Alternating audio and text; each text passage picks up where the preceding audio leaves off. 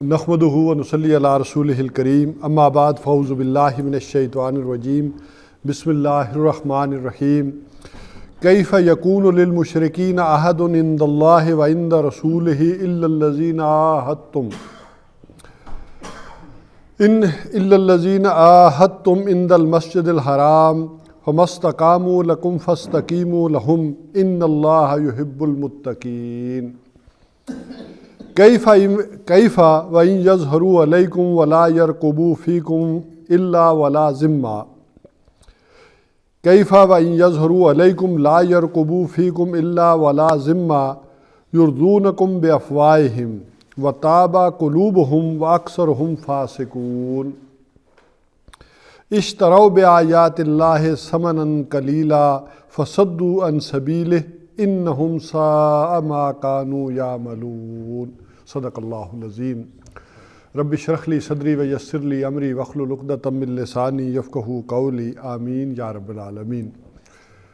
آگے بڑھنے سے پہلے پچھلی دفعہ جو بھی ہم گفتگو کر رہے تھے اس میں ایک آخری آیت تھی، وہ لمبی تھی، وہ رہ گئی تھی، تو اگرچہ میں نے ختم کر دی تھی بات، لیکن مجھے محسوس ہوا کہ بعد میں کہ یہ زیادتی والا معاملہ ہے کہ ایک آیت رہ جائے اور اس کو ہم گفتگو نہ کریں، تو اس کو جلدی سے ہم پڑھ لیتے ہیں، ایک ترجمہ کر لیتے ہیں اس کا، تاکہ ایک رابطہ جو ہے وہ رہ جائے ہمارا۔ تو سورہ فتح کی جو آخری آیت تھی اور جو ہم گفتگو کر رہے تھے وہ تھا هو الذی ارسل رسولہ بالہدی ودین الحق لیظہرہ علی الدین کلہ وکفی باللہ شہیدا۔ اور اس میں نے عرض کی تھی آخری وقت، مجھے یاد ہے کہ یہ آیت قرآن حکیم میں 3 مرتبہ آئی ہے، اور پہلا حصہ بغیر کسی زبر زیر کے فرق کے ساتھ آیا ہے۔ اور یہ بھی اصول قرآن حکیم کا ذہن میں رکھ لے کہ جو اہم مضامین ہوتے ہیں قرآن حکیم میں وہ 2 بار ضرور آتے ہیں، ریپیٹ ہوتے ہیں، اور یہ آیت جو ہے یہ تو 3 بار آئی، اور بلکہ شاہ ولی اللہ علیہ رحمہ نے اس کو قرآن حکیم کی مرکزی آیت قرار دیا اور کہا کہ اگر یہ آیت آپ کو سمجھ نہیں آ رہی ہے تو پورے قرآن حکیم کو سمجھنا آپ کے لیے مشکل ہو جائے گا، اس کے صحیح فہم تک آپ جو ہے وہ نہیں پہنچ سکیں گے۔ تو اس کو ذرا ایک دفعہ ترجمہ پھر کر لیں۔ هو الذی ارسل رسولہ، وہی یعنی وہی اللہ، ارسل رسولہ جس نے بھیجا اپنے رسول کو یعنی محمد الرسول اللہ صلی اللہ علیہ وسلم کو بالہدا، یہ الہدا دے کر، دی گائیڈنس، یہ کامل ہدایت دے کر، ہدایت یہاں پر آ کر مکمل ہو گئی۔ جو سلسلہ چل رہا تھا حضرت آدم علیہ السلام سے ہدایت کا، وہاں ہدن ہدن ہدن آتا رہا، اور یہاں آ کر الہدا ہوا ہے، یعنی تکمیل ہوئی ہے اس کی، یعنی قرآن حکیم ہی کے اندر آیا انا انزلنا التوراہ فیہ ہدی و نور۔ اسی طرح ہم نے انجیل نازل کی فیہ ہدی و نور، لیکن الہدا آ کر قرآن حکیم کو کہا گیا، اس کو کہا گیا، تو یہ گویا کہ ہدایت آ کر مکمل ہو گئی۔ الیوم اکملت لکم دینکم واتممت علیکم نعمتی، یعنی نعمت کا بھی اتمام ہو گیا، نعمت پوری ہو گئی، اور نعمت سے مراد نعمت ہدایت۔ ظاہر ہے دنیا کی کوئی نعمت نہیں ہو سکتی جب تک کہ اس کے ساتھ ہدایت نہ ہو۔ آپ کی اولاد ہے، اگر وہ ہدایت پر نہیں ہے تو وہی آپ کے لیے زحمت ہے۔ آپ کے پاس روپیہ پیسہ ہے، دولت ہے، لیکن وہ ہدایت کے ساتھ نہیں ہے تو وہی دنیا میں بھی اور آخرت میں بھی بربادی کا باعث ہے۔ تو بہرحال ہدایت آ کر یہاں مکمل ہو گئی۔ ودین الحق، اور وہ جو میزان کا سلسلہ چلا آ رہا تھا کہ ہم رسولوں کو میزان دیتے رہے، میزان وزن کرنے کا آلہ یا توازن پیدا کرنے والی شے۔ ظاہر ہے کہ دنیا میں بہت ساری چیزیں ایسی ہیں کہ جن کے اندر اگر توازن نہیں ہوگا تو ڈسٹربنس پیدا ہو جائے گی۔ اس میں سب سے بڑا دنیا کا مسئلہ عورت اور مرد کا مسئلہ ہے، یہ دنیا کے لیے لا ینحل مسائل میں سے ہے کہ عورتوں کے کیا حقوق ہوں اور مردوں کے کیا حقوق ہوں، اور یہ دنیا کی کوئی بھی آج تک طاقت یہ طے نہیں کر سکی۔ ظاہر ہے عورتوں کے حقوق زیادہ کریں گے تو مرد دب جائیں گے، مردوں کے کریں گے تو عورتیں دب جائیں گی۔ یہی وجہ ہے کہ مرد جو ہے قانون سازی کریں گے تو انہیں کیا پتہ عورت کے کیا جذبات ہیں، کیا احساسات ہیں۔ وہ ہو سکتا ہے اسے بالکل ایک متاع اور پاؤں کی جوتی بنا کر رکھتے ہیں، اس طرح ٹریٹ کریں. اور اگر عورت ہوگی تو اسے کیا پتا مرد کے کیا احساسات ہوتے ہیں, کیا جذبات ہوتے ہیں. وہ ہو سکتا ہے اسے بالکل غلام بنا دے اور کلوپیٹرا بن کر لاکھوں کی قسمت کا فیصلہ کر دے, کوئی پوچھنے والا نہ. تو لہٰذا یہ وہ شے ہے کہ عورتیں فیصلہ کریں گی تو یہ توازن نہیں رہے گا, مرد کریں گے تو تب بھی توازن نہیں رہے گا. اس مسئلے میں توازن کے لیے اللہ تعالیٰ نے قانون نازل کیا کہ یہ دونوں کے درمیان توازن والی شے یہ ہے. اسی طرح یہ کارخانے دار, مل اونر یا سرمایہ دار اور ایک مزدور کے درمیان بھی توازن ممکن نہیں. ایک مزدور نہیں سوچ سکتا کہ مل اونر کے, کارخانے دار کے کیا مسائل ہو سکتے ہیں, وہ کیا کرے. اسے اپنے مسئلے کا ہوگا اور وہ چاہے گا کہ کام کچھ نہ کرے اور زیادہ سے زیادہ گین کرے. اور مل اونر کو نہیں اندازہ کہ اس کا کیا مسئلہ ہے. اب اس کے سامنے کوئی ایل سی کا مسئلہ, کوئی بڑے کریڈٹ کا مسئلہ ہوگا. اسے اب ایک وہ ورکر لے کر آ رہا ہوگا کہ جی مجھے 5,000 چاہیے, کہے گا خام خواہ ورک برباد کرنے آ گیا, اس کو نکالو باہر. اب اس کے لیے ہو سکتا ہے وہ جو اس کے 5,000 ہیں وہ اس کے لیے 5 لاکھ سے زیادہ اہمیت کا ایک معاملہ ہو. تو وہ تو چاہے گا کہ میکسیمم محنت کروائے, نچوڑے اور کم سے کم دے. یہ چاہے گا کہ زیادہ سے زیادہ لے اور کام کم کرنا پڑے. تو توازن کہاں ہے؟ اختیارات اگر مل اونر کو دے دیں گے تو عدم توازن ہوگا, اختیارات مزدوروں کو دے دیں گے تو عدم توازن ہوگا. اسی طرح ایک فرد اور اجتماعیت کے درمیان بھی توازن ممکن نہیں ہے. حکومت چاہے گی کہ اس کا جبر ہو, کوئی آدمی ہلے نہ, ڈی چوک کیا آپ گھروں سے بھی ذرا پوچھ کے ہی نکلیں. ایک اجتماعیت جب قانون سازی کرے گی تو وہ کوئی ڈسٹربنس نہیں چاہے گی, کوئی آگے سے پرابلم, کوئی سوال جواب نہیں, بالکل. اور فرد یہ چاہے گا اسے آزادی ہو, اور وہ آزادی یہاں تک ہو کہ میں جو کرنا چاہوں کوئی مجھے پوچھنے والا, اور میں ننگا پھرنا چاہوں تو کسی قانون میں نہ آؤں. ہم مرد شادی کر لیں تو کسی اجتماعیت کو کیا مسئلہ ہے؟ تو فرد چاہے گا اسے زیادہ سے زیادہ آزادی ہو, اور اجتماعیت چاہے گی, حکومت چاہے گی کہ اس کا معاملہ زیادہ سے زیادہ آزاد ہو, افراد اس کے بالکل قابو میں ہوں. تو اس میں بھی توازن نہیں ہو سکتا. افراد کچھ اور چاہیں گے, حکومت کچھ اور چاہے گی. تو لہٰذا اس میں بھی توازن کون ذات دے سکتی ہے؟ انسانوں کے لیے یہ گویا کہ بس کی بات نہیں ہے. تو وہ توازن جو چلا آ رہا تھا, اللہ تعالیٰ بتاتے چلے آ رہے تھے, وہ اب دین حق کی صورت بن گیا, ایک مکمل نظام بن گیا. گویا کہ وہ توازن والا نظام دے کر اللہ تعالیٰ نے ہر شعبہ ہائے زندگی میں گویا کہ عدل کا ایک نظام قائم کر کے وہ نظام پورا بنا دیا. الیوم اکملت لکم دینکم, آج دین کے اعتبار سے وہ نظام سارا مکمل ہو کر آ گیا ہے. تو یہ دونوں چیزیں ہیں لیظہرہ, لیکن یہ خالی پڑھنے کے لیے نہیں ہے, تلاوت کرنے کے لیے نہیں ہے, بلکہ یہ کیا ہے؟ تاکہ اس کو غالب کیا جائے پورے دین کے اوپر, پورے نظام ہائے زندگی کے اوپر اس کا غلبہ ہو. یہ اس لیے اللہ تعالیٰ نے بھیجا, اور محمد الرسول اللہ صلی اللہ علیہ وسلم کو بھیجا کہ ایک طرف الہدا بلغ ما انزل الیک من ربک, کہ یہ جو اللہ تعالیٰ کی کتاب ہے اس کی تبلیغ پوری دنیا میں کر دی جائے, اور دوسری طرف عملاً یہ نظام قائم کر کے دنیا کو دکھا دیا جائے اور اس کی گواہی لے لی جائے. تو یہ دو کام ہیں. وَلَوْ كَرِهَ الْمُشْرِكُونَ, یہ خواہ یہ مشرکوں کو کتنا ہی ناگوار کیوں نہ گزرے. یہ تو آیا ہے سورہ توبہ میں اور سورہ صف میں, لیکن یہاں آیا وَكَفَى بِاللَّهِ شَهِيدًا, اور اللہ تعالیٰ کافی ہے. اب شاہد کے کیا ترجمہ کریں گے جی؟ ہاں, گواہ, مددگار, ٹھیک ہے نا. اور شہیدہ, شہید بھی. ابھی دیکھتے ہیں کیا معنی نکلتے ہیں. ٹھیک ہے.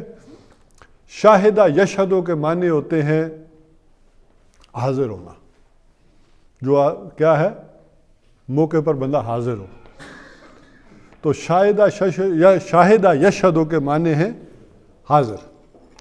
اب اسی سے معاملہ یہ نکلتا ہے مددگار کا بھی اور گواہ کا بھی. گواہی اسی کی معتبر ہے.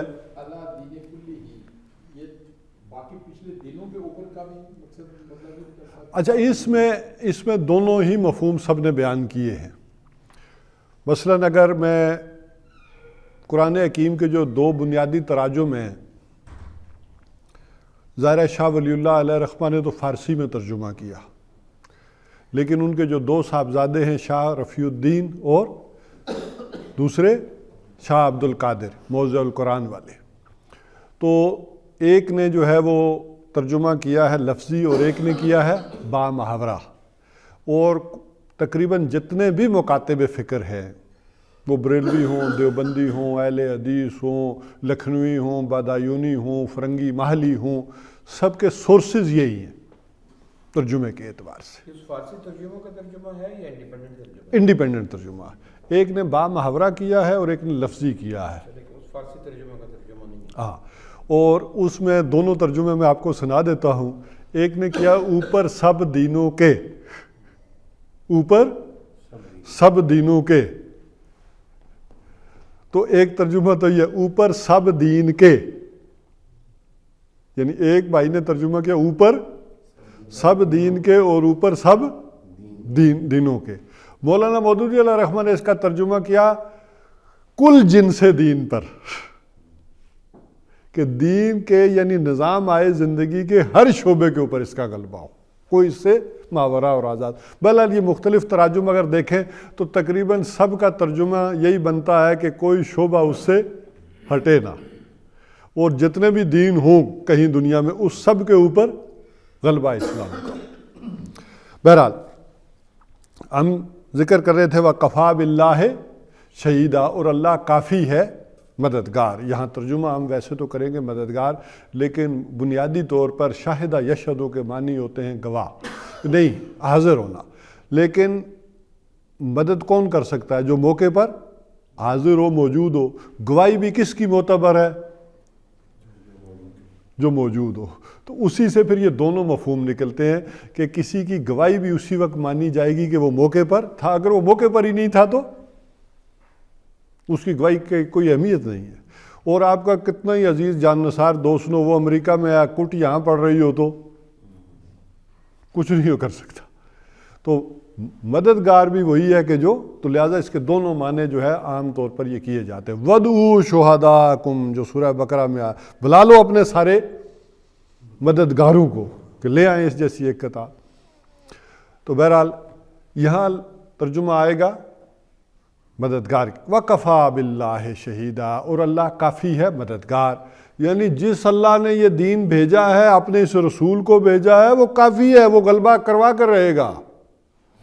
اس میں سے تم میں سے جو کوئی اس کی مدد کرے گا، فَإِنَّمَا وَمَنْ جَاهَدَ فَإِنَّمَا يُجَاهِدُ لِنَفْسِهِ، وہ اگر کوئی محنت اور کوشش کر رہا ہے تو اس کا اپنا بھلا ہے، وہ اپنے فائدے کو کر رہا ہے. وہ کوئی احسان نہ جتائے کوئی دین کا کام کر رہا ہے تو وہ اس کا اپنا فائدہ ہے. من جاہد فإنما یجاہد لنفسہ، آپ کو یاد آ جائے گا سورہ عنکبوت میں ہم نے پڑھ لیا. جو کوئی اس سلسلے میں جد و جہد اور محنت کر رہا ہے وہ اپنے فائدے کے لیے کر رہا ہے. اللہ کافی ہے مددگار کہ یہ دین کا غلبہ کر کے چھوڑے گا. اور یہی وہ شے ہے کہ محمد الرسول اللہ صلی اللہ علیہ وسلم فرما رہے ہیں غزوہ حنین میں، تم 12 کے 12,000 میرا ساتھ دو تو میں تب بھی نبی ہوں، تم 12 کے 12,000 چلے جاؤ تو میں تب بھی نبی ہوں، لا کذب، اس میں کوئی جھوٹ نہیں ہے. تو یہ ہے وہ حقیقت جو سمجھائی جا رہی ہے کہ مشن اور مقصد تو یہ ہے، اور اللہ تعالیٰ اس کو پورا کرے گا. جو کوئی اس کا ممد و معاون بنے گا، کام کرے گا، یہ اس کا اپنا فائدہ ہے. اب آگے ذرا بات کی محمد الرسول اللہ، اور یہ کون ہے؟ محمد الرسول اللہ، محمد صلی اللہ علیہ وسلم جو اللہ کے رسول ہیں. یہاں کوئی غلط فہمی نہ ہو جائے. هو الذی ارسل رسولہ، اس نے اپنے رسول کو بھیجا. کوئی ترجمہ کر دے موسیٰ علیہ السلام کا اور کوئی کر دے عیسیٰ علیہ السلام کا یا کسی اور کا. تو یہاں اگلی آیت ہی میں قرآن اس طرح حفاظت کرتا اپنی چیزوں کی کہ وہ رسول کون ہے؟ محمد صلی اللہ علیہ وسلم. اور اس کے غلبے کے ساتھ ان کے ساتھ کون ہوں گے؟ والذین معہو، اور وہ لوگ جو ان کے ساتھ ہیں۔ اچھا، اس ترجمے میں دو طرح کے کیے گئے ہیں۔ ایک ترجمہ تو یہ ہے محمد الرسول اللہ، محمد صلی اللہ علیہ وسلم اللہ کے رسول، جملہ مکمل ہو گیا۔ والذین معہو، اور وہ لوگ جو اس کے ساتھ ہیں، یہ علیحدہ سے جملہ شروع ہو رہا ہے، لیکن اور اشداء علی الکفار رحماء بینہم، کہ یہ ان کی صفات ہے جو ان کے ساتھ ہیں، کہ وہ کیا ہیں؟ کفار کے اوپر سخت ہیں اور اپنے لوگوں کے ساتھ نرم ہیں۔ لیکن ایک ترجمہ یہ نہیں، محمد الرسول اللہ والذین معہو، یہ مل کر یہ سارا ہے۔ ایک میں تو یہ ہو گیا نا محمد صلی اللہ علیہ وسلم مبتدا ہے اور رسول اللہ خبر ہو گئی، اور ایک میں یہ ہو گیا نہیں، محمد الرسول اللہ والذین معہو، یہ پوری ایک جو ہے وہ مبتدا بنے گا اور پھر خبر آگے آئے گی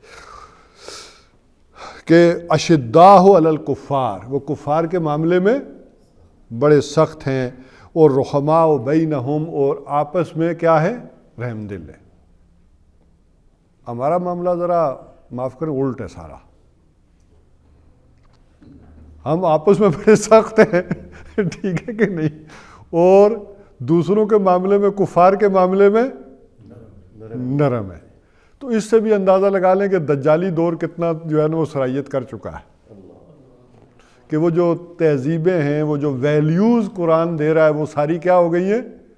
الٹی ہو گئی ہیں۔ جیسے حضور صلی اللہ علیہ وسلم نے فرمایا ایک وقت آئے گا کہ تم معروف کا حکم کرنا چھوڑ دو گے منکر کا، تو حضور کیا ایسا بھی کوئی وقت آئے گا کہ مسلمان بھی ہوں گے اور معروف کا حکم کرنا چھوڑ دیں گے اور برائی سے روکنا جو ہے وہ حکم دینا اور برائی سے روکنا چھوڑ دیں گے؟ حضور نے فرمایا نہیں، اس سے بھی بڑھ کر ہوگا، تم برائی کا حکم کرو گے اور معروف سے روکو گے لوگوں کو۔ اچھا، یہ عام اپنے آفیسز میں بھی ہوتا ہے، احمد خان صاحب رہنے دیں اس نیکی کو، ہمیں خام خواہ مصیبت پڑ جائے گی، اس ایمانداری کو ابھی پاس ہی رکھیں، ٹھیک ہے؟ تو یہ ہوتا ہے، آپ یہ کہہ رہے ہو یار یہ بات آپ کی ٹھیک ہے، سچ ہے، لیکن موقع نہیں۔ ہاں، تو یہ ساری باتیں آج بھی دنیا میں ہوتی ہیں۔ تو فرمایا کہ کیا اس وقت ہم بہت تھوڑے ہوں گے؟ نہیں، تم تعداد میں بہت زیادہ ہو گے، کثیر ہو گے، لیکن تمہیں وہن کی بیماری لگ جائے گی۔ بہرحال اب آپ آگے، میں صرف اشارے ہی دیتا ہوں نا، اب سارے جانتے ہیں وہن کی بیماری کیا ہوگی۔ تو آپس میں وہ بڑے رحم دل ہیں۔ تراہم رکعاً سجداً، تم دیکھتے ہو ان کو کہ وہ کیا کرتے ہیں؟ رکوع اور سجدہ۔ مین اسٹرینتھ یہ ہے۔ کوئی بھی اسلامی تحریک جس کے اندر نماز کی اس کا پیوٹ نماز نہ ہو، اس کے گرد گھومتی نہ ہو، اس کی اپائنٹمنٹس، اس کے اوقات، ملنے جلنے کے، یہ اگر کمزوری ہے تو وہ ریولوشن پر پانی ہو سکے۔ اس کے ساتھ مضبوطی کے ساتھ نماز کے ساتھ بندہ رہنا، یہ صفت بیان کی۔ یبتغون فضلا من اللہ ورضوانا، اور وہ کیا ہیں؟ اللہ کے فضل اور اس کی رضا کے جویا ہیں، یعنی اس کی رضا چاہتے ہیں، اس کا فضل چاہتے ہیں۔ یہ سارا کس لیے کر رہے ہیں؟ اس کی رضا کے لیے کر رہے ہیں۔ اور اس کو آخرت کے ساتھ بھی جوڑ لیں، جنت میں کوئی داخل نہیں ہو سکتا جب تک کہ اللہ کی رضا نہ ہو، اس کی مہربانی نہ ہو، اپنے اعمال کی بنیاد پر نہیں بلکہ اس کی رضا جب تک نہ شامل ہے۔ تو یہ سارا کام وہ جو کر رہے ہیں کس کے لیے؟ اللہ کی رضا کے لیے۔ سیماہم فی وجوہہم من اثر السجود، تم دیکھتے ہو ان کے چہروں کے اوپر سجدوں کے اثرات۔ اچھا، اس سے مراد وہ نہیں ہے وہ جو لوگ زیادہ سجدہ دیتے رہتے ہیں تو وہ جو نشان پڑ جاتا ہے، اس سے مراد وہ بالکل نہیں۔ کچھ لوگ تو باقاعدہ لوہا شوہا رکھ کے کچھ پریکٹس کر کے وہ بھی جلدی سے کر لیتے ہیں تاکہ وہ اس صف میں شامل ہو جائیں، لیکن یہ یہاں یہ مراد نہیں ہے، بلکہ ان لوگوں کے چہروں کے اوپر ایک خاص قسم کی نورانیت ہوتی ہے، وہ چاہے سیاہ رنگ کے ہی کیوں نہ ہو۔ کسی نے کسی ترجمے میں ایسا کیا بھی ہے کہ اس نشان کے بعد جی بہت سارے لوگ ہیں۔ اصل میں ترجمے میں تو ہم نے بہت کمالات کیے ہیں، صرف ٹیکسٹ محفوظ ہے، باقی مفہوم اور ترجمے کی کوئی گارنٹی نہیں ہے۔ دیکھا جائے تو مطلب وہی بنتا ہے. اور تو کوئی واضح چیز نہیں ہے, اور اتنی کلیئر آیت جو کہہ رہی ہے اس کا مطلب ہے you have to look for some clear mark that this is what it is. سیماہم فی وجوہہم. اب آپ کو کوئی شک رہ گیا؟ وہ جمع کا صیغہ لگا رہے ہیں. ٹھیک ہے, ایک اصل میں نے پوچھا تھا کلیئرٹی یہ ایکچولی اللہ تعالیٰ جو ہے وہ مکمل نور ہے, تو جب آپ کی اس کے ساتھ ایک رابطہ ہوتا ہے تو آپ کے چہرے کے اوپر ایک نور ہوتا ہے جو پہچانا جاتا ہے, تو یہ سمبل کہہ رہے ہیں. سر دیکھیں آپ, یہ جمع نہیں ہے. فی وجوہہم جمع ہے, سیماہم واحد ہے, ایک نشان, اور وہ اسی سے آتا ہے سر. وہ سجدے سے جو اثر ہے وہ اتنی گاڑی عربی مجھے نہیں آتی. نہیں آنیسٹلی سر, میں I'm sorry, آپ کی بات سر آنکھوں پہ, پر زندگی میں پہلی دفعہ کسی عالم سے یہ سنا ہے کہ یہ اس کے علاوہ ہے. نہیں اسلام تشریعات میں عموماً جو سر کہہ رہے ہیں یہ ہے زیادہ, یہ ہے, یہ ہندوستان میں آ کر یہ والی تشریح ہوئی ہے. یہ جو آپ کہہ رہے ہیں نا نشان والی, یہ ہوئی ہے, باقی نہیں. بہرحال چلیں, جو اگر کوئی سمجھتا بھی ہے تو الفاظ کے اندر گنجائش ہے, ہم کچھ نہیں کہتے, ٹھیک ہے کہ نہیں. اور اس کا پھر یہ بھی ہے کہ یہ نشان پھر سب سے پہلے تو ان بزرگ ہستیوں کے چہروں پر ہونے چاہیے تھے جس جماعت کا ذکر ہو رہا ہے, ٹھیک ہے نا. اگر آپ نے ایسی بات کر دی نا تو مجھے تو بہت تکلیف ہوگی, کیونکہ میں تو ٹاؤں کی وجہ سے سجدہ نہیں کر سکتا. تسی تو گئے نا.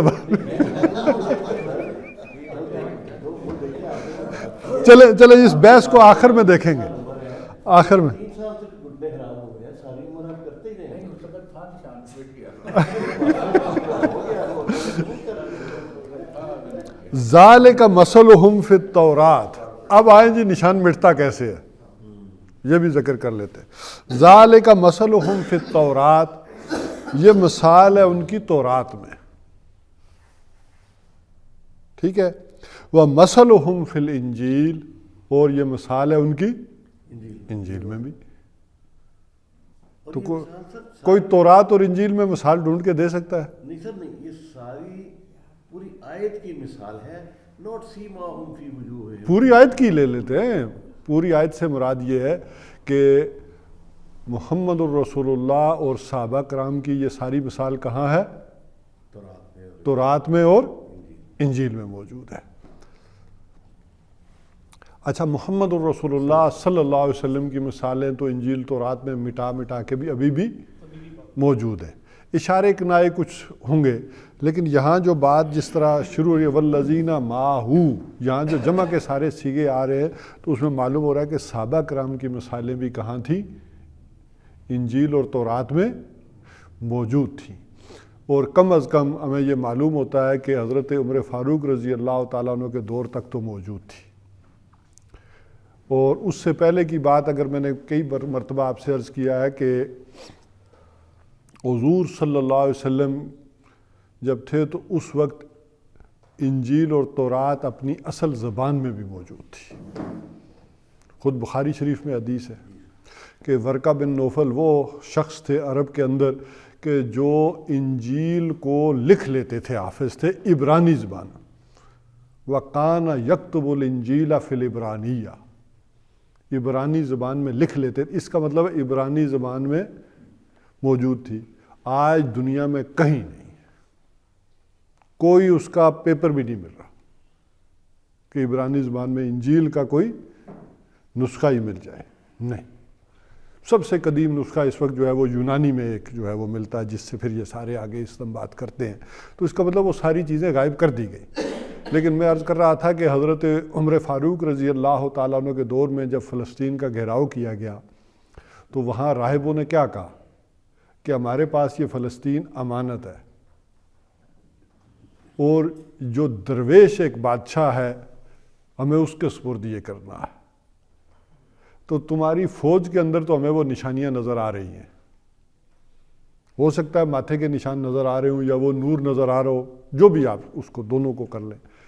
تو انہوں نے کہا کہ تمہاری فوج کے اندر تو یہ نشانیاں موجود ہیں جو ہمیں ہماری انجیل میں, وہ فوج ایسی ہوگی, وہ کیسے نظریں جھکائے ہوئے ہوگی, لیکن اگر جس درویش بادشاہ کا ذکر ہے وہ اگر ہمارے سامنے پیش کر دیا جائے اور اگر ہم ٹیلی کر لیں انجیل کے مطابق تو لڑائی کی تمہیں ضرورت ہی نہیں ہے، ہم ویسے ہی تمہیں شہر حوالے کر دیں گے۔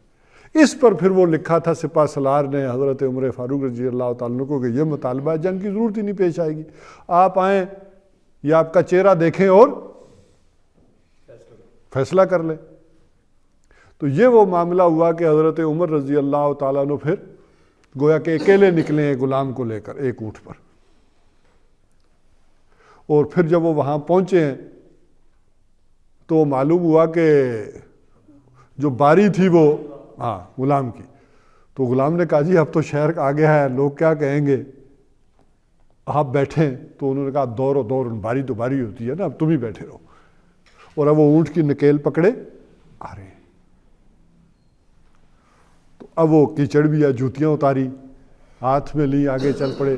تو جو راہب بیٹھے ہوئے تھے قلعے کی برجیوں پر، تو انہوں نے کہا کہ یہ جو اونٹ پر ہے یہ تمہارا بادشاہ ہے؟ تو انہوں نے کہا بادشاہ ہمارے یہاں نہیں ہوتا، خلیفہ ہوتے ہیں، لیکن وہ نہیں ہے، یہ وہ ہیں جو اونٹ کو پکڑے ہوئے جوتیاں ہاتھ میں لیے ہوئے ہیں، یہ ہیں۔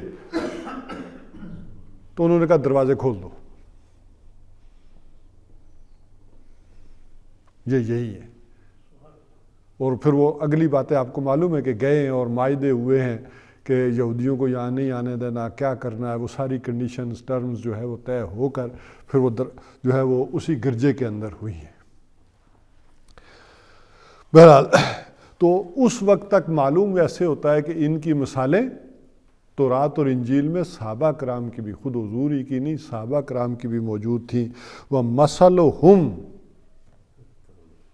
یعنی ان سب کی بات ہو رہی ہے، کوئی ایک بات حضور کی نہیں۔ حضور کی تو خیر اور قرآن میں بے شمار جگہ ہے کہ یہ پہچانتے ہیں آپ کو، اس کی مثالیں تھیں اور پہچانتے تھے بھی، وہ بھی راہبوں نے، جو صحیح راہب تھے انہوں نے تو بچپن میں ہی پہچان لیا تھا کہ بحیرہ راہب نے کہ یہ آخری نبی ہے۔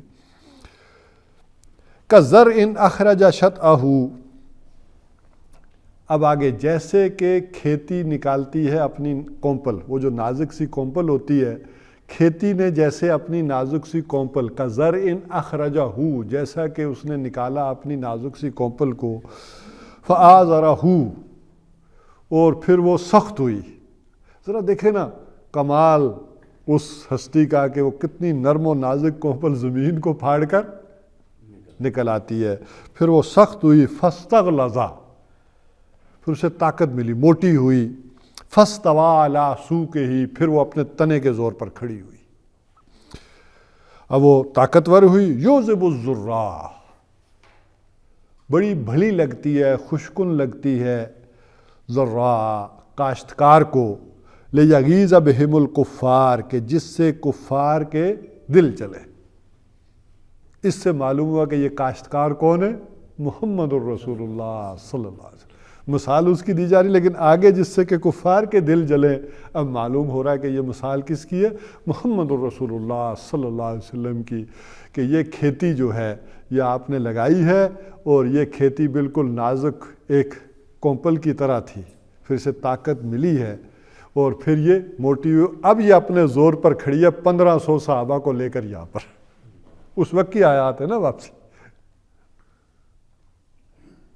تو یہ لہلاتی فصل ہے جو ہے، یہ محمد الرسول اللہ صلی اللہ علیہ وسلم نے فصل جو تیار کی ہے نوع انسانی کی، یہ گویا کہ اب تیار ہو گئی ہے، اور حضور کو بڑی کیا لگ رہی ہے؟ خوشکن لگ رہی ہے۔ وعد اللہ الذین آمنوا وعملوا الصالحات منہم، اللہ نے وعدہ کیا ان لوگوں سے جو ایمان لے آئیں اور نیک عمل کریں ان میں سے۔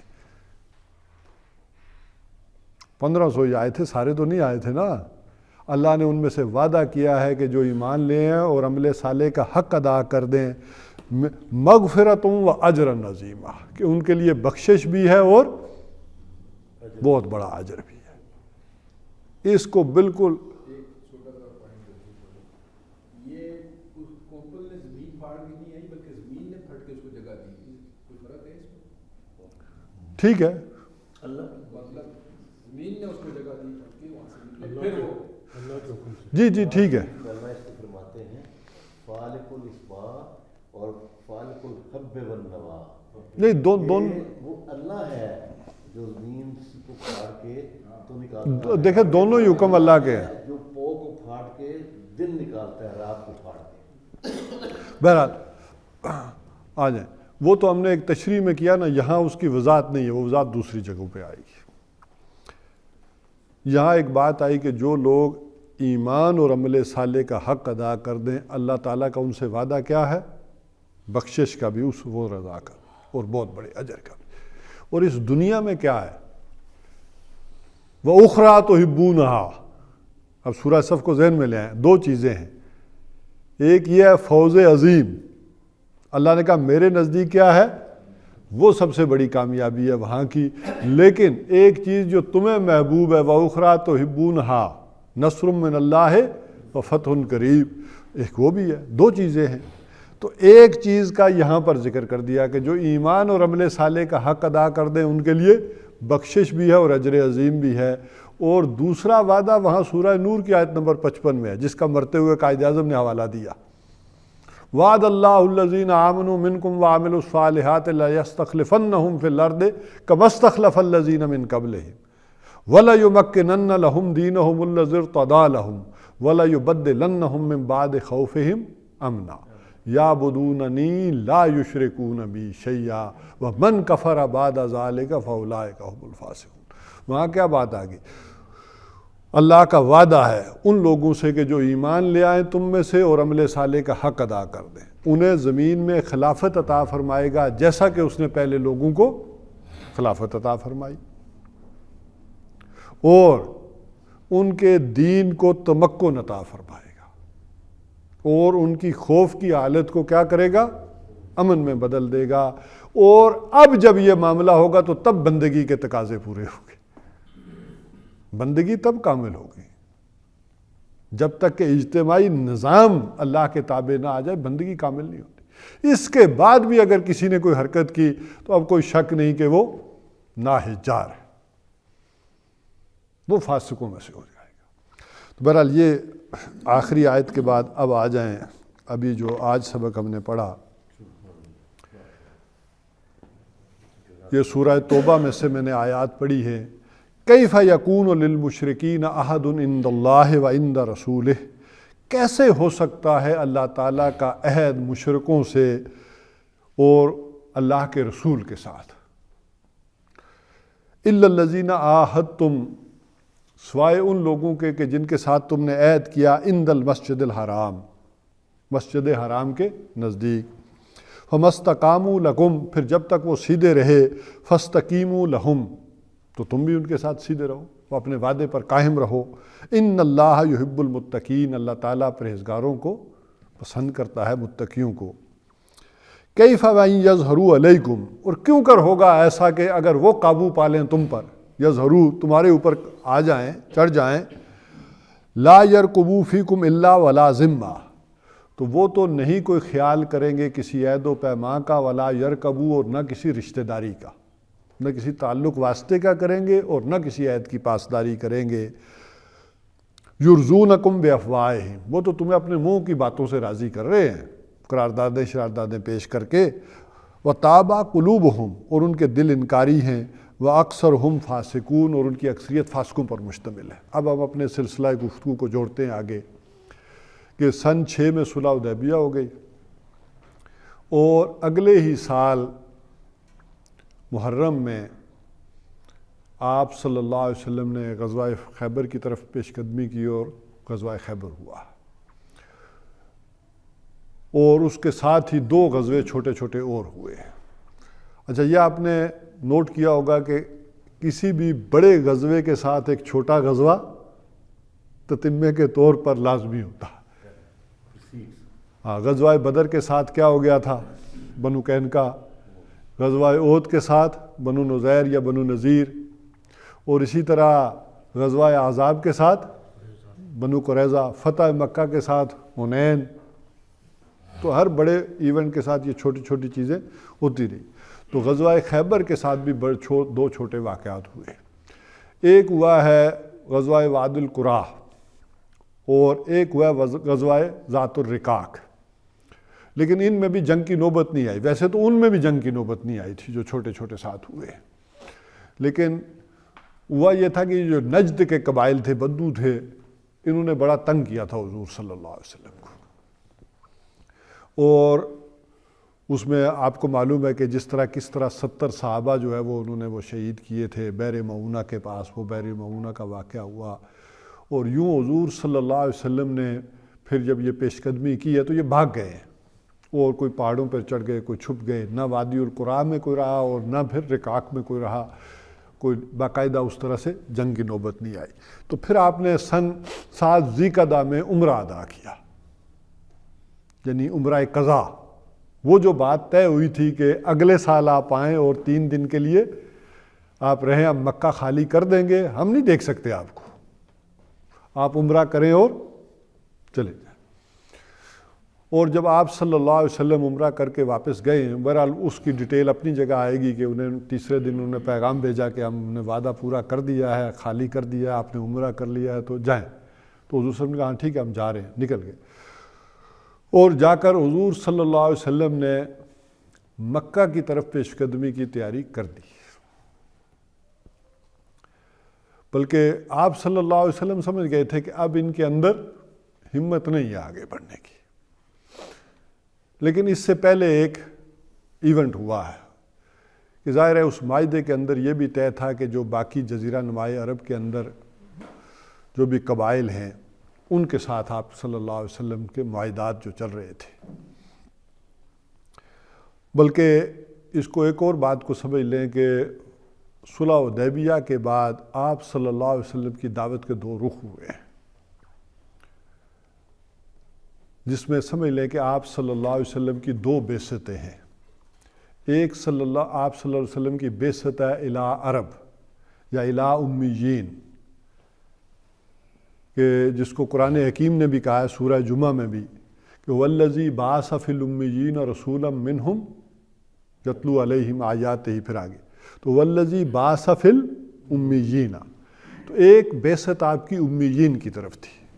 امیین اس لیے انہیں کہا جاتا ہے کہ یہاں کو باقاعدگی کے ساتھ کوئی لکھنے پڑھنے کا رواج نہیں تھا, اور دوسری بات یہ تھی کہ ان کے پاس کوئی آسمانی کتاب بھی نہیں تھی, کوئی شریعت, کوئی آسمانی کتاب اس طرح سے ہو جس طرح یہودی کہتے تھے کہ ہم ذرا بڑے پڑھے لکھے ہیں, یہ تورات ہے, یہ اس اعتبار سے وہ دنیا میں بڑے ذرا متمدن اور ایک رتبہ مانا جاتا تھا ان کا کہ ان کے پاس ایک بک ہے جو کہاں سے آئی ہے, آسمان سے آئی ہے. تو ایک آپ کی بعثت یہ امیین کی طرف تھی, اور ایک آپ کی بعثت تھی کافۃ للناس بشیرا و نذیرا, کہ کل نوع, سورہ سبا میں جو ہے کہ آپ کل نوع انسانی کے لیے رسول بنا کر بھیجے گئے ہیں. اور اس میں بلکہ دونوں باتیں ہیں کہ ایک کل نوع انسانی کے لیے اور الی یوم القیامہ, ٹائم اینڈ سپیس دونوں اس میں کور ہوں گے, کہ ٹائم کے اعتبار سے بھی آپ کے بعد اب کوئی نہیں آنا, آپ قیامت تک آپ ہی رسول ہیں, اور اس کے ساتھ کیا کل نوع انسانی دنیا کی ساری قوموں کے لیے بھی آپ رسول ہیں. تو اس اعتبار سے یہ جو دوسری بعثت ہے اس کا کام آپ صلی اللہ علیہ وسلم نے صلح حدیبیہ کے بعد شروع کیا ہے, اس سے پہلے نہیں کیا. معافی کے ساتھ ایک چھوٹی سی, یہ جو آپ فرما رہے ہیں 2 بعثتیں, قرآن میں تو ایسا ہی ہے نا رسول امیین کا, اگر ہم 2 بعثتیں کہتے ہیں نا تو وہ پھر 2 ڈسٹنکشن بن جاتی ہیں. آخر میں سوال کر لیجیے, کر لیجیے. ابن عربی نے کہا نبوت 2 قسم کی ہے, ایک عمومی ہے اور ایک خصوصی ہے. خصوصی ختم ہو گیا, ابھی تک دوسری نبوت چل رہی ہے. نہیں, ابن عربی نے ایسا کچھ نہیں کہا.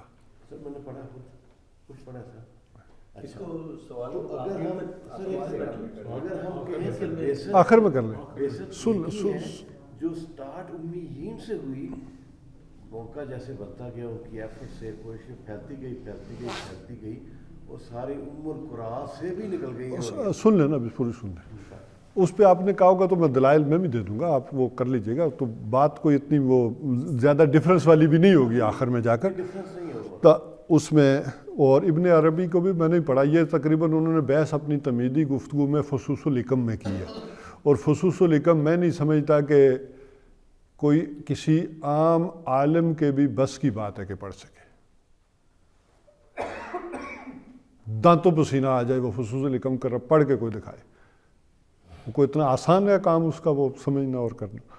چوٹی کے ٹاپ کے جو لوگ ہیں بڑھ کے بزرگوں کے بارے میں سنا جاتا ہے کہ فلاں آدمی نے فلاں جگہ جا کر حضرت میاں میر سے فصوص الحکم پڑھی. وہ نہایت مشکل کتاب ہے، فلسفے کی یا تصوف کی ٹاپ کی کتابوں میں سے ہے. بہرحال اس میں ان کی جو بحث ہے وہ میں کسی وقت پھر آپ کے سامنے بیان کروں گا کہ وہ کہنا کیا چاہ رہے ہیں اور کہتے کیا. اس حوالے سے ذرا جو میں سمجھ رہا تھا کہ 2 بعثتیں ہیں، یہ یوں میں کہہ لوں جو انہوں نے آبجیکشن کیا تو تفہیم کے لیے ہم یوں سمجھ رہے ہیں کہ 2 بعثتیں رہیں، ایک آپ کی کل نوع انسانی کے لیے اور ایک یہ، اور اس میں خصوصیت رہی ہے پھر اس کی بعثتوں کے کچھ آثار رہے ہیں.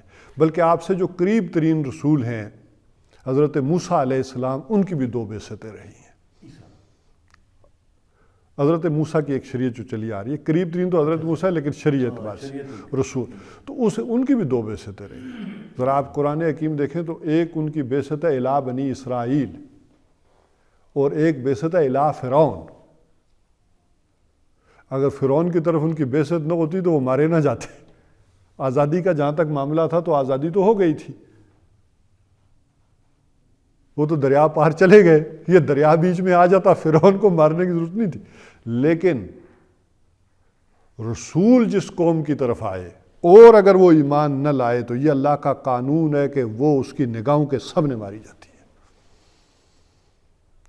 اور یہی وجہ تھی کہ بعثت خصوصی کا یہ قانون جزیرہ نمائے عرب پر اپلائی ہوا، عربوں پر اپلائی ہوا، امیین پر اپلائی ہوا، باقی دنیا کے لیے یہ قانون نہیں آیا. سورہ توبہ کے اندر یہ ڈسٹنکشن آ گئی کہ باقی جو کافۃ للناس کا معاملہ تھا وہاں وہ قانون اپلائی نہیں ہوا، وہاں بالکل علیحدہ قانون آیا. اور جن کے لیے خصوصی طور پر آئے تھے ان کے لیے پھر قانون ابھی اب ذکر کر دیتا ہوں میں. ان کے لیے قانون یہ آ گیا تھا کہ یا ایمان لے آئے یا قتل کر دیا جائے. تیسری بات امپلائیڈ تھی، واضح نہیں تھی. تیسرا اس کا نتیجہ تھا، وہ ذکر میں نہیں آیا کہ چلے جائے. حکم 2 ہی آئے کہ یا ایمان لے آئے یا ان کی گردن کاٹ دی جائے. وہ عذاب جو معجزے کی صورت میں آیا کرتا تھا وہ انسانی ہاتھوں سے آیا. اور تیسری صورت ان کے لیے بیچ میں امپلائیڈ یہ تھی کہ اس کا تیسرا مطلب یہ ہے کہ یہ جزیرہ نمائے عرب میں نہیں رہ سکتے، نکل جائے. بہرحال تو یہ اس کے ساتھ کچھ لوازمات ہیں کافۃ للناس کے ساتھ اور الی امیین. اور الی امیین کے ساتھ اگلی آیت میں کیا آ گیا؟ وآخرین منہم لما یلحقوا بہم. اگلی آیت تو پھر یہ آ گئی ہے. بہرحال یہ ایک علیحدہ بات ہے، ابھی تو صرف عمومی طور پر سمجھے بات کو کہ یہ 2 جو چیزیں رہیں حضور صلی اللہ علیہ وسلم کی، تو آپ صلی اللہ علیہ وسلم نے جو کافۃ للناس والا معاملہ ہے اس کی طرف قدم نہیں بڑھایا، بلکہ 18-19 سال نہیں کیا. ذرا جوڑ کے لائیں نا 6 تک، 13 اور 6، 13 مکی برس اور 6 یہ 19 برس آپ صلی اللہ علیہ وسلم نے بین الاقوامی دعوت کا آغاز کیا. جو ہی آپ کو تسلیم کر لیا گیا ایک فریق کی حیثیت سے تو آپ نے خط لکھنے شروع کر دیے. بلکہ پہلے 10 برس تو کہنا چاہیے آپ نے فوکس ہی مکہ پر رکھا. آپ مکہ سے باہر کہیں نہیں گئے پہلے 10 برس. تو وہ تو 10ویں سال جب عام الحزن ہوا ہے اور قبیلے کی پروٹیکشن ہٹی ہے، ابو طالب کا انتقال ہوا ہے، تو اب آپ ٹوین سٹی جیسے اسلام آباد اور پنڈی، ٹوین سٹی والا معاملہ جو ہے وہ آپ طائف گئے. ظاہر ہے طائف کے جو اصل سردار تھے یا مکہ کے جو لوگ تھے ان کی زمینیں یا گرمائی مقام بھی طائف کے اندر موجود تھا. اسی لیے وہ جو سردار تھا جس نے آپ صلی اللہ علیہ وسلم کو انگور کا وہ خوشہ بھیجا ہے وہاں طائف کے اندر، اسے دکھ ہوا بڑا کہ میرے مکہ کا آدمی ہے اور اس کے ساتھ یہاں یہ زیادتی ہو رہی ہے، اور اس نے انگوروں اپنے غلام کو کہا یہ جاؤ یہ انگور جو ہے یہ محمد صلی اللہ علیہ وسلم کو دے کر آؤ کے کھا. تو یہ ایک چیز تو تھی اور اس میں وہاں گئے. اور بہرحال وہ اللہ تعالیٰ کی طرف سے پھر خصوصی تائید و نصرت ہوئی ہے کہ سن 11 میں 6 افراد سے آپ کی ملاقات ہوئی، سن 12 میں حج کے موقع پر 12 سے، اور پھر سن 13 میں وہ 72 افراد اور 3 عورتیں یا 5 وہ آئی ہیں اور پھر آپ کی ہجرت کا ایک سامان بنا ہے. لیکن یہ جو آپ صلی اللہ علیہ وسلم نے سن 6 کے بعد خطوط لکھنے شروع کیے ہیں، اور اسی کے نتیجے میں پھر کیا ہوا تھا، غزوہ موتا بھی ہوا ہے، آپ کے ایلچی کو جو ہے وہ قتل کر دیا گیا، اور سفیر کا قتل آج بھی دنیا میں کیا مانا جاتا ہے، ایکٹ آف وار، اعلان جنگ، دنیا کا ایک مسلمہ اصول ہے۔ اور رسول کون ہوتا ہے، اللہ کا سفیر۔ اسی لیے رسول کے بارے میں یہ کہا گیا کہ وہ قتل نہیں ہو سکتا، اگر رسول قتل ہو جائے تو اللہ تعالیٰ دنیا کو نیست و نابود کر دے کہ اس کے سفیر کو قتل کیا گیا، کوئی نہ بچے۔ اس لیے یہ اللہ تعالیٰ کا ابدی قانون رہا ہے کہ رسول کو کوئی قوم نہیں قتل کر سکی، نبی ہوتے رہے، رسول کے اوپر یہ معاملہ نہیں۔ رسول کے در پہ جب کوئی قوم ہوئی ہے کہ اس کو قتل کر دیں تو اس قوم ہی کو مٹا دیا گیا۔ تو یہ ان کے معاملے میں یہ قانون ابھی پینڈنگ میں ہے، اور یہ پورا ہوگا ابھی۔ یہی وجہ ہے کہ یہودی کوئی نہیں بچے گا، اور پھر وہ قانون یوں اپلائی ہوگا کہ ان کی نگاہوں کے سامنے یہ مارے جائیں گے، کیونکہ حضرت عیسیٰ علیہ السلام عالمی رسول نہیں ہے، وہ دنیا کی دوسری قوموں کے لیے نہیں آئے، بڑا کلیئر ہے، رسولاً الی بنی اسرائیل۔ یہ تو یہودیوں نے ان کے اندر جو ہے نقب لگائی اور ان کا رخ اپنے سے ہٹانے کے لیے اس کو ڈائیورٹ کیا ہے دنیا کی طرف، ورنہ حضرت عیسیٰ کی دعوت جو ہے وہ صرف بنی اسرائیل کے لیے ہے۔ یہ تو دھوکہ ہوا اور چکر ہوا دنیا کے ساتھ۔ اور خود حضرت عیسیٰ علیہ السلام کا قول کیا ہے، آج بھی موجود ہے انجیل میں بنی اسرائیل کی کھوئی ہوئی بھیڑوں کی تلاش میں آیا ہوں۔ بہرحال تو اس حوالے سے یہ چیزیں ہیں، میرا یہ خیال ہے کہ یہ آپ لوگ سمجھ رہے ہیں، تو اس حوالے سے یہ دنیا میں آج بھی واضح کرنے کی ہیں کہ حضرت عیسیٰ علیہ السلام کا مقام کیا ہے، ان کی دعوت کیا ہے، ان کی دعوت کا ہدف کیا تھا، آج بھی انجیل میں گواہیاں مل جائیں گی۔ تو یہ تمہارے ساتھ امریکیوں اور روشین یہ چکر ہوا ہے، تمہارے لیے اصل پیغام تو محمد رسول اللہ کا تھا۔ ہم تو پڑھ کے اپنی فرقہ بازی میں اور اپنے ان بحثوں میں ہم اس عالمی جو قرآن حکیم کا جو دعوتی پیغام تھا اس کو واضح کرنے میں بالکل ناکام رہے۔ بہرحال میں جو گفتگو کر رہا تھا وہ اس حوالے سے کہ سن 7 میں محرم میں جو حضور صلی اللہ علیہ وسلم نے فتح خیبر کا معاملہ کیا، اور اسی میں ساتھ بعد میں 7 ہی کے اندر آپ صلی اللہ علیہ وسلم نے عمرہ قضا بھی کیا، اور ہوا یہ کہ جہاں دونوں کے درمیان یہ جو ہوا تھا کہ ہم آپس میں 10 سال کے لیے جنگ نہیں کریں گے، نو وار پیکٹ، یہ جو قریش اور حضور صلی اللہ علیہ وسلم کے درمیان یہ جو ہوا ہے، اس حوالے سے پھر جو قبائل حلیف تھے ان کے لیے یہ چوائس تھا کہ چاہے ادھر ہو جائیں چاہے ادھر ہو جائیں، ہندوستان کی 700 دیسی ریاستیں چاہے پاکستان کے ساتھ ملنا چاہے انڈیا کے ساتھ ملنا چاہے۔ تو اب وہ بنو خزاع جو تھے ان کا طبی رجحان حضور صلی اللہ علیہ وسلم کی طرف تھا، تو بنو خزاع جو تھے وہ حضور صلی اللہ علیہ وسلم کے حلیف بنے، اور بنو بکر جو تھے یہ قریش کے ساتھ ملے۔ لیکن ہوا اگلے سال یہ کہ شعبان سن 8 میں بنو بکر نے حملہ کر دیا بنو خزاع کے اوپر، اور پھر یہ ثابت بھی ہو گیا کہ اس میں قریش کے لوگ جو ہے وہ بیس بدل کر جو ہے وہ شامل ہوئے ہیں، اور اسی طرح بہت سارا اسلحے کے ذریعے بھی انہوں نے مدد کی۔ ظاہر ہے جس زمانے میں قبائل اپنی تلواریں شلواریں بناتے تھے ان کے اوپر اپنا کوئی مارکا بھی ہوتا تھا، تو وہ یہ بھی ثابت ہو گیا، ظاہر ہے حملہ ہوا ہے تو کچھ نہ کچھ تو گر پڑ گیا نا، کوئی چیزیں گر گئیں تو وہ مل گئیں، چاہے بنو خزاع کے ہاتھوں سے ہی گر گئیں لیکن وہ بنو بکر کے ہاتھوں سے ہی، لیکن وہ ملی، ثبوت بھی ملے، اور بنو خزاع بے خبری میں مارے گئے۔ ان کا خیال تھا اب 10 سال جنگ ہی نہیں ہوگی، حلیف ہیں ہم اور کچھ نہیں ہوگا، تو وہ تو بے خبری میں تھے، لہٰذا یہ آئے اور ان کا بہت زیادہ نقصان ہوا، اور ان کے وفد نے پھر جا کر حضور صلی اللہ علیہ وسلم کے ہاں دہائی دی ہے کہ ہمارا اس طرح قتل و غارت ہوا ہے اور ہمیں مارا گیا ہے، آپ کے حلیف تھے۔ حضور صلی اللہ علیہ وسلم نے خاموشی اختیار کی، اور جو میں کہہ رہا تھا پہلے سے تیاری، حدیث میں آتا ہے کہ حضور صلی اللہ علیہ وسلم نے حضرت عائشہ رضی اللہ تعالی عنہا کو حکم دے دیا اس سے 3 دن پہلے کہ سفر کی تیاری کرو، میرے لیے سفر کی تیاری کرو، میرا سامان باندھو، لیکن یہ ذکر نہیں کرنا۔ حضرت ابوبکر صدیق آگے، انہوں نے دیکھا کہ کوئی کمرے میں سامان بھی ہے اور کچھ تیاریاں بھی ہو رہی ہیں۔ انہوں نے پوچھا کہ بیٹی کہاں کا ارادہ ہے سفر کا، کدھر جا رہے ہیں محمد صلی اللہ علیہ وسلم؟ تو انہوں نے کہا یہ نہیں پتہ، لیکن جا رہے ہیں، حکم مجھے ہوا ہے کہ میں ان کے سفر کی تیاری شروع کر دوں۔ بہرحال وہ تیسرے دن تو وہ پھر وفد بھی آ گیا۔ ابو سفیان کو احساس ہو گیا کہ ہماری یہ پوزیشن نہیں ہے، یہ صلح ٹوٹ گئی ہے اور ہم اب دوبارہ کھڑے رہ سکیں یہ نہیں ہے۔ اب صلح حدیبیہ کا ایک اور پہلو سمجھے جو میں نے وہاں نہیں بیان کیا تھا، اصل میں بظاہر دب کر صلح کی ہے حضور صلی اللہ علیہ وسلم، لیکن دوسری طرف دیکھیں وہ مجبور ہو گئے تھے صلح کرنے پر، ان کے اندر اب ہمت نہیں رہی تھی اتنا سٹینڈ لے سکے۔ 1500 صحابہ جو آگے ہیں اور ان کے بارے میں انہیں اطلاع تھی کہ یہ مرے بغیر نہیں جائیں گے، یہ جانیں دیں گے۔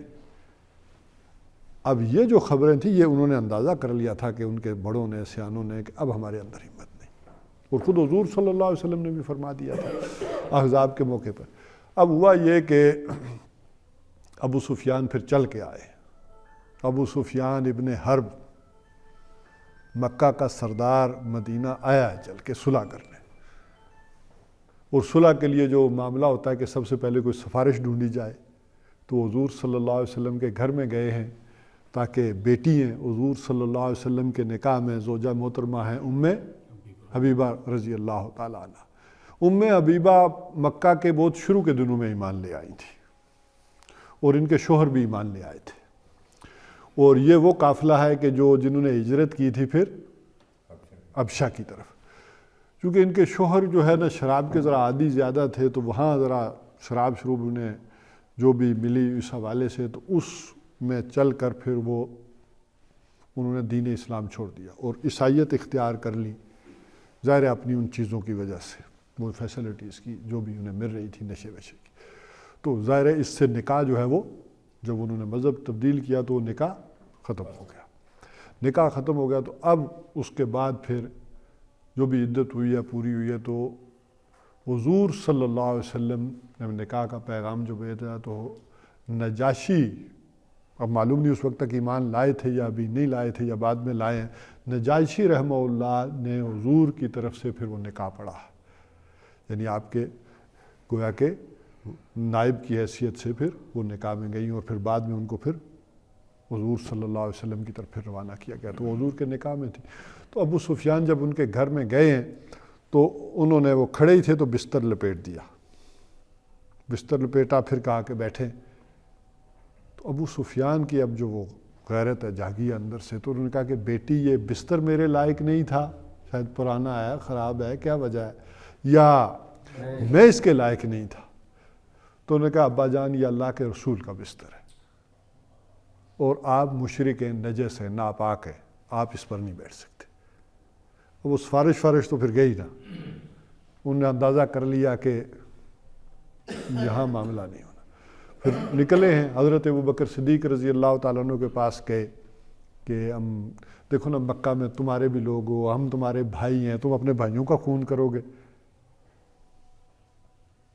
اب ذرا دیکھیں وہ خون کرنے 3 دفعہ آئے، اس وقت نہیں کہا۔ اب یہ ساری جو پروپیگنڈا ہوتا ہے نا، یہ ذرا اس کو سمجھیں۔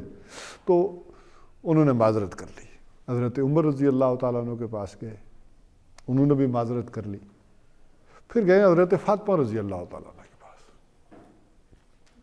وہاں حضرت علی رضی اللہ تعالیٰ عنہ تھے۔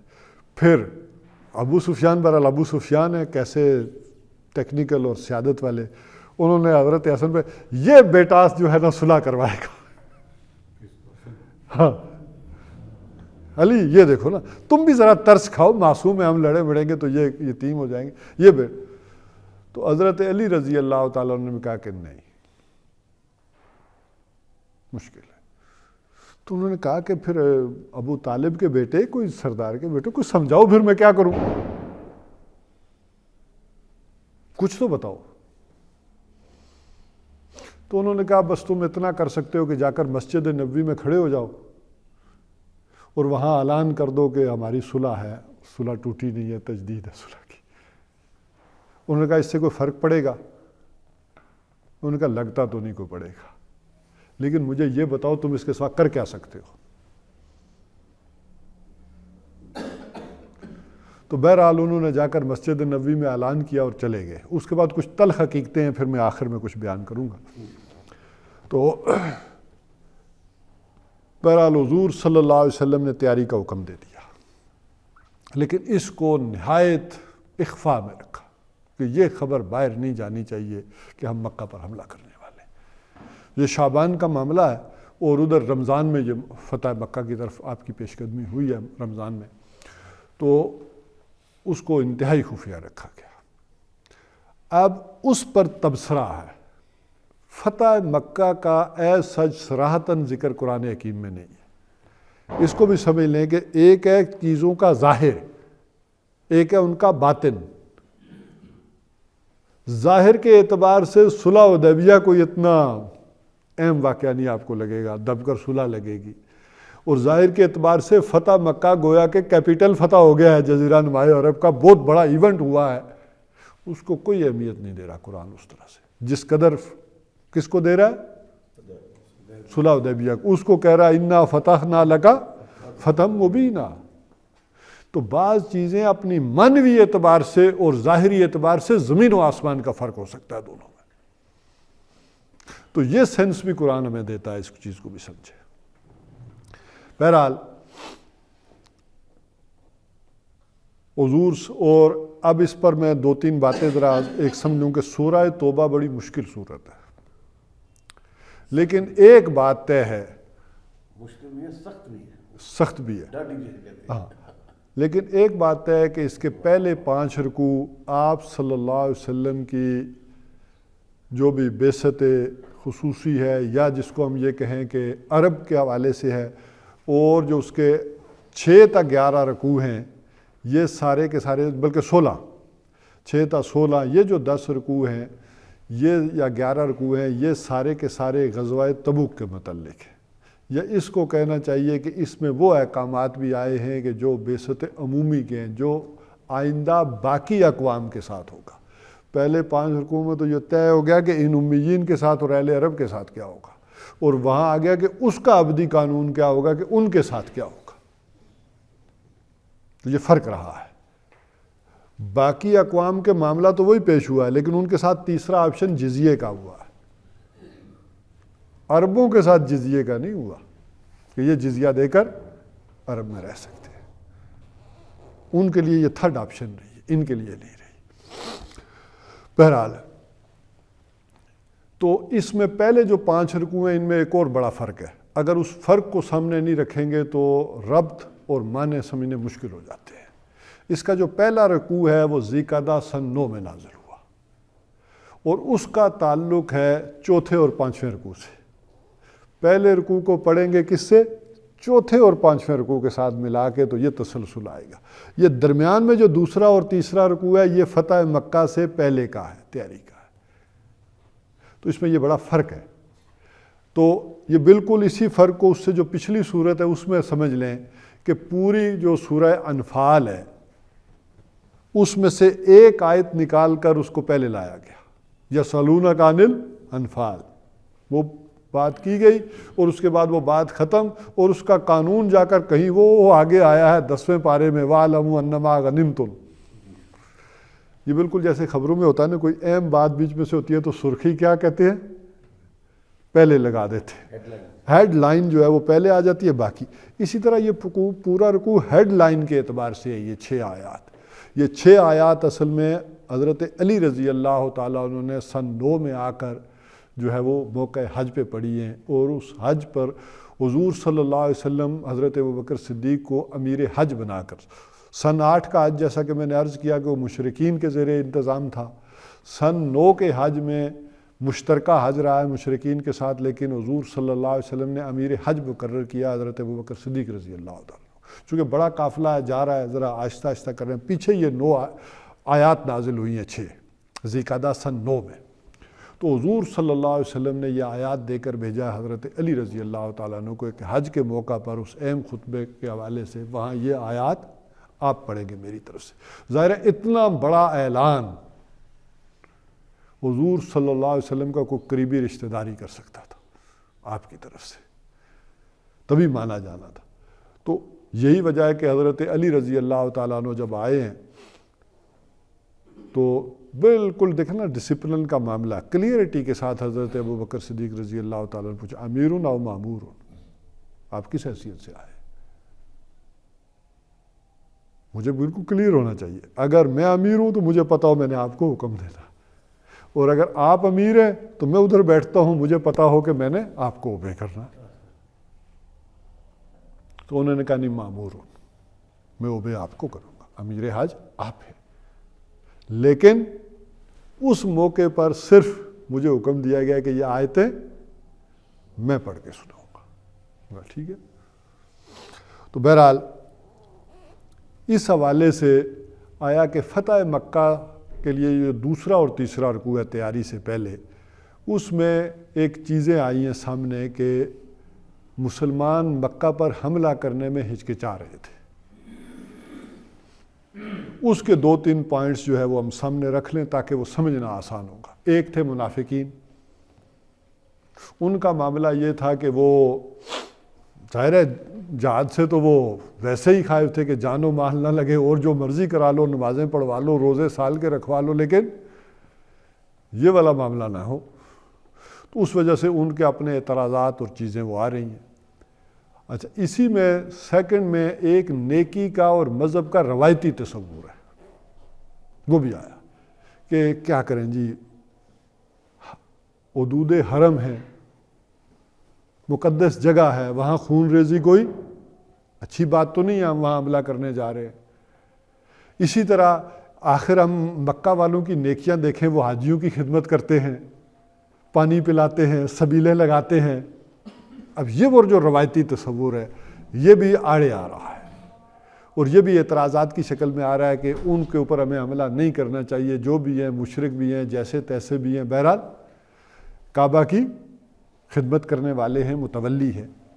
تیسرے مسلمانوں کے اندر جو صادق الایمان لوگ تھے، اور خاص کر مہاجرین میں سے بھی، ان میں ظاہر نفاق کا تو کوئی مسئلہ تھا ہی نہیں، نفاق کا کوئی ایلیمنٹ نہیں تھا۔ نفاق تو آیا ہے آ کر مدینہ میں یہود کے زیر اثر ہوا ہے، لیکن یہ سمجھ لیں کہ بڑے سے بڑا صادق الایمان بھی کسی وقت کوئی کسی ایک موقع پر ہو سکتا ہے کہ ظاہری کمزوری آ جائے اس کے اندر، وقتی طور پر کوئی مسئلہ ہو سکتا ہے کسی بھی بڑے سے بڑے آدمی سے۔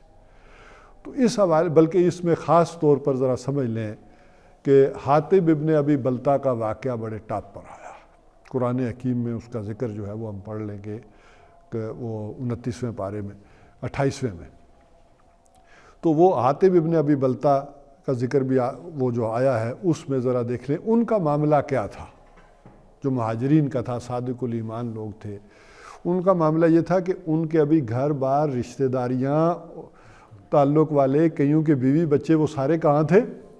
مکہ میں موجود تھے۔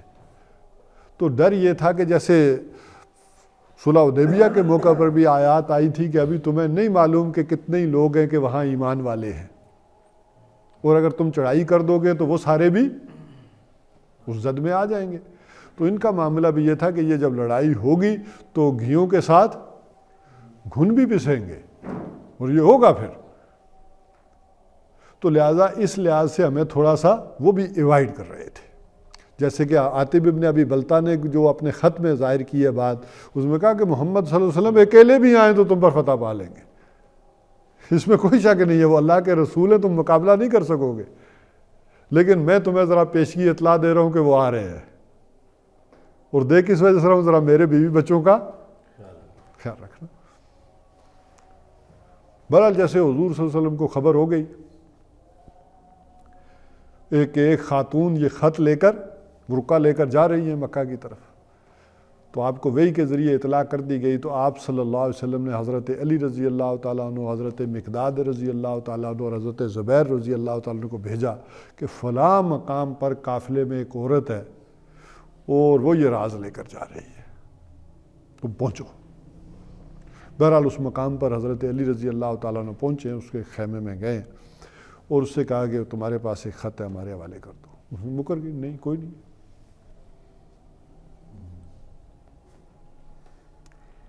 تو پھر حضرت علی رضی اللہ عنہ نے کہا دیکھو ایسے نہ مکرو، ہمیں اللہ کے رسول نے کہا ہے اور یہ بات غلط نہیں ہو سکتی، جھوٹ نہیں ہو سکتا، اگر تم سیدھے طریقے سے حوالے نہیں کرو گی تو ہم پھر تلاشی دوسری طرح سے لیں گے، بہانہ کر کے کہ دیکھیں یہ تحریکوں میں یا جو چیز ہے نا اس کو سمجھیں۔ تو اس پر ایک معاملہ یہ ہوا کہ پھر اس نے نکال کے دے دیا، اور یہ جو چٹیا ہے اس نے بال گوندے ہوئے تھے اس کے اندر وہ رکھا ہوا تھا، وہ خط دیا ہے۔ بہرحال وہ خط آیا ہے اور جب حضور صلی اللہ علیہ وسلم کے سامنے پڑھا گیا تو حضرت عمر رضی اللہ تعالیٰ عنہ انہوں نے کہا کہ ٹھہرو میں ابھی بلتا کی گردن اتار۔ تو حضور صلی اللہ علیہ وسلم نے فرمایا نہیں، عمر حاتب بدری ہے اور بدر کی خطائیں اللہ تعالیٰ معاف کر چکا۔ تو اس حوالے سے ذرا جو بات یہاں اب ان رکوعوں میں جو چوتھی بات سمجھنی ہے وہ کیا ہے پڑھتے ہوئے، آج ہم پڑھیں گے نہیں، بس یہ تمہیدی گفتگو پر میں اکتفا کرتا ہوں، وہ یہ تھی کہ اصل مسئلہ کیا ہے۔ یہ سورہ توبہ میں بھی پھر کلیئرٹی کے ساتھ اسی آیت کے حوالے سے آ جائے گا کہ کچھ لوگوں کا جیسے خیال ہے کہ دین جو ہے وہ تبلیغ کے ذریعے، تعلیم کے ذریعے، دعوت کے ذریعے، اسی کے ذریعے پھیلنا چاہیے، ہمیں یہ جنگ و جدل اور یہ نقطہ نظر آج کل بہت زیادہ بھی ہو گیا ہے۔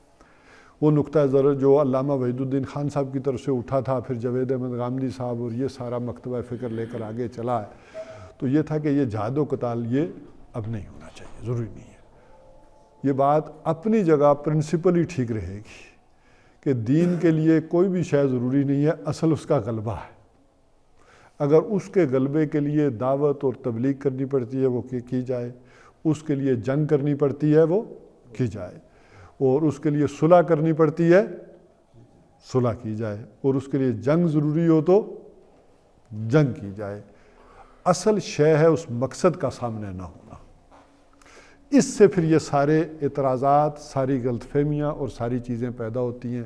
اصل مقصد وہ سامنے رکھنا چاہیے کہ اصل مقصد دین کا غلبہ ہے، کہ اس وقت دین کے غلبے کے لیے کون سی چیز ضروری ہے۔ ہو سکتا ہے اس وقت صرف تبلیغ ضروری ہو سکتا ہے اس وقت صلح ضروری ہو، اور ہو سکتا ہے اس وقت جنگ ہی ناگزیر ہو۔ تو اگر یہ تصور ذہن میں ہو تو پھر ذرا یہ سارے اعتراضات جو ہو رہے ہیں اور یہ جو باتیں آئی ہیں، یہ میں نے دونوں رکوع کیوں پڑھنے کے لیے کہے کہ اس میں وہ ابدی احکامات آئے، اور وہ ابدی احکامات ہمیں اس لیے مطالعہ کرنے ہیں کہ لا یصلح آخر هذه الامہ الا بما صلح به اولها، اس امت کے آخری حصے کی اصلاح نہیں ہو سکتی مگر اسی طور پر جس طرح کہ اس کے پہلے حصے کی اصلاح ہوئی تھی۔ تو وہ قوانین اور وہ پرنسپل آج بھی آخر میں اسی طرح اپلائی ہو گئے۔ تو لہٰذا اس کے لیے پھر ان ڈیٹیل ان آیات کا ان تمہید کے ساتھ ایک ترجمہ اور تشریح مختصر سی ہم کر لیں گے آئندہ اللہ تعالیٰ نے چاہا تو اسی پر اکتفا کرتے ہیں۔ اقول قولی ھذا واستغفر اللہ۔